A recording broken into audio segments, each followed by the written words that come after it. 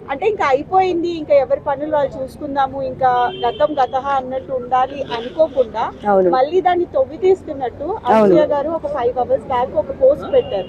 So దాన్ని మళ్ళీ ఎన్ని పోస్టులు పెడతాదామే? మొన్నటికి మొన్న బీచ్ల్లో పోస్టులు పెట్టింది, నేను ఇంతే, నేను ఇదే ఉంటాను, నేను స్వేచ్ఛగా ఉంటానని పెట్టింది పాపము. అవన్నీ సిగ్గు లేకుండా అందరు చూస్తున్నారు, ఆమెకు సపోర్ట్ చేస్తున్నారు. తర్వాత ఇంకో పోస్ట్ ఏం పెట్టింది, ఇక్కడ చూడండి, నేను చదువుతాను. ఆ పోస్ట్ అనేది ఆమెకి మాత్రము బాగుండదు, అలాంటి అనసూయ లాంటి వాళ్ళకి బాగుండదు అనమాట. ఎలాంటి వాళ్ళకి బాగుంటది ఈ పోస్టు? ఏమని పెట్టింది? హీరోయిన్ తెరపై కాదు, సత్యం మాట్లాడే ధైర్యం, సొంత దారి నడిచే శక్తి, సరైన దానికి నిలబడే గుండె, అదే నిజమైన హీరోయిన్, మిగతా వాళ్ళు కేవలం నటులు మాత్రమే. అంటే దానికి అర్థం ఏంటి?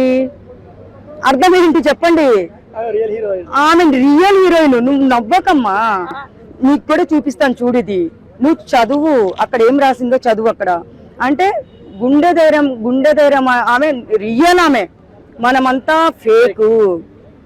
చాలా బాగా పెట్టావమ్మా పోస్టు, చాలా మంచిగా పెట్టావు నువ్వు. ఎందుకంటే అనసూయ, నీకు ఈ పోస్ట్ పెట్టడానికి సిగ్గుండాలి. ఇది మనలాంటి వాళ్ళు పెడితే చల్లుతుంది, ఇంకా వేరే సెలబ్రిటీస్ పెడితే చల్లుతుంది. నువ్వు చెప్పావు కదా, ఇది పెడితే ఇది నీకు సూట్ కాదు. ఎందుకంటే ఇప్పుడు అన్వేష్ గురించి నువ్వు ఒక ఆడదానివి, అన్వేష్ ఈ విధంగా మాట్లాడుతుంటే నువ్వు బయటకు వచ్చి మాట్లాడావా? దానికి పెట్టు పోస్టులు. ఏమని పెట్టాలి? మన సీతమ్మ తల్లిని అవమానించాడు, మన ద్రౌపదిని అవమానించాడు, తీసుకొని అప్పట్లో రేప్ చేశాడన్నప్పుడు నీ నోరు పడిపోయింది. నీకు అప్పుడు పోస్టులు పెట్టడానికి నీకు చేత కావట్లేదు. ఇప్పుడు నువ్వే పోస్టులు పెట్టుకొని నువ్వేదో గొప్పదాని అనుకుంటున్నావు. నువ్వేం పెట్టినా కానీ అవి నీకు సూట్ కాదులే, వేస్ట్. కానీ ఇప్పుడు నాకు అనసూయ మీద ఎందుకు కోపం వస్తుందంటే, శివాజీ గారు అన్నప్పుడు గుమ్మడికాయ దొంగ ఎవరంటే భుజాలు తడుముకుంది ఆమె దొంగ.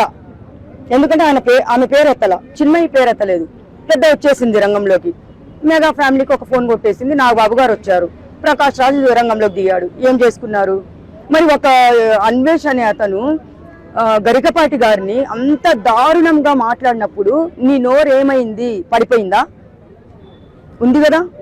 దాని గురించి పెట్టు పోస్టు. ఏమని పెడతావు? ఒక దేవతల గురించి, దేవుళ్ళ గురించి మాట్లాడే గరికపాటి గారిని నువ్వు ఇలా అది కోస్తా ఇది కోస్తా అని నువ్వు ఎక్స్ప్లెయిన్ చేసి చూపించావు. నీకు సిగ్గు లేదు. నువ్వు ఎక్కడన్నా పట్టుకొని వచ్చేలాగా మేము ముందడుగు వేస్తామని అది పెట్టు పోస్ట్, బాగుంటుంది. సీతమ్మ గురించి, ద్రౌపది గురించి మాట్లాడినప్పుడు నువ్వు మాట్లాడలా. రామాయణం మహాభారతము మేము చిన్నప్పుడు చూసాము, నువ్వు చూడు తల్లి, అప్పట్లో రామాయణం మహాభారతం చూడు, దాని గురించి మాట్లాడు, దాని గురించి పెట్టు పోస్టు.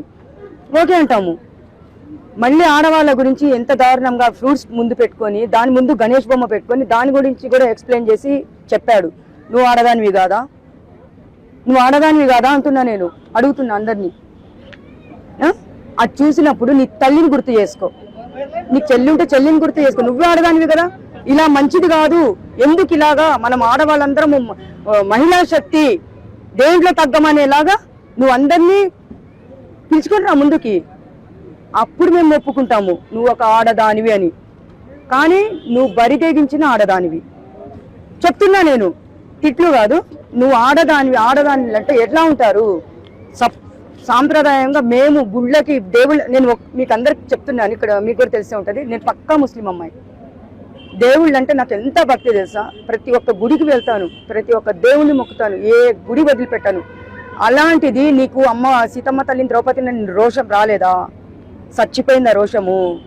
అంటే నీకు ఎంకరేజ్ చేస్తుండాలి మగవాళ్ళు. మొన్నటికి మొన్న ఆయన ఎవరో పంతులు ఏం సపోర్ట్ చేస్తున్నాడంట, సిగ్గుండాలి ఆయనకు కూడా. ఒక పూజారి, అతను గుళ్ళో పూజారి అంట, ఆయన పేరు ఏదో శాస్త్రి అంట, ఇక్కడికే వచ్చి మాట్లాడతాడు ఆయన.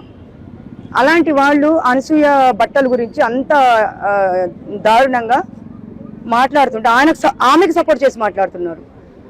ఇదంతా నేను ఒకటే చెప్తానమ్మా, ఒక పాయింట్ నేను చెప్పేది, ఎవరైనా సరే ఆడవాళ్ళ గురించి దారుణంగా మాట్లాడినా, దేవుళ్ళ గురించి మాట్లాడినా ముందుకు రండి, మాట్లాడండి.